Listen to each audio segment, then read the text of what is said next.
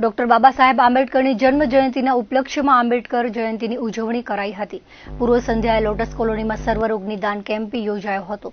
સેવાભાવી ગુજરાત સંલગ્ન સેવા સાધના કચ્છ નેશનલ મેડિકલ ઓર્ગેનાઇઝેશનના સંયુક્ત ઉપક્રમે કેમ્પનું આયોજન કરાયું હતું। નિષ્ણાત તબીબો દ્વારા નિદાન અને સારવારનો લાભ લોકોને અપાયો હતો। આ પ્રસંગે વિગતો આપતા રાજસ્થાન વાલ્મીકી સમાજના ઉપપ્રમુખ જગદીશભાઈએ જણાવ્યું હતું કે આ કેમ્પમાં તાવ શરદીથી માંડી જટિલ પ્રકારના રોગોનું નિદાન કરવામાં આવ્યું હતું। ઉપરાંત દર્દીઓને દવાઓનો પણ નિઃશુલ્ક લાભ અપાયો હતો। ખૂબ મોટી સંખ્યામાં સ્થાનિક રહેવાસીઓએ કેમ્પનો લાભ લીધો હતો। અહીંયા મેડિકલ કેમ્પનું આયોજન કર્યું છે।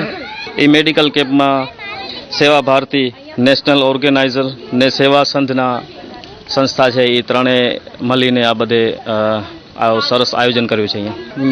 અહીંયા છે મેડિકલ કેમ્પમાં આપણે જનરલ સર્જન છે ડૉક્ટર ને ઘણા બધા એવા નાના મોટા જે કાન નાક ગળા કે તાવ બુખાર કે અન્ય કોઈ તકલીફો છે એ બધે ચેક કરવામાં આવે છે ને દવાઓ આપવામાં આવે છે।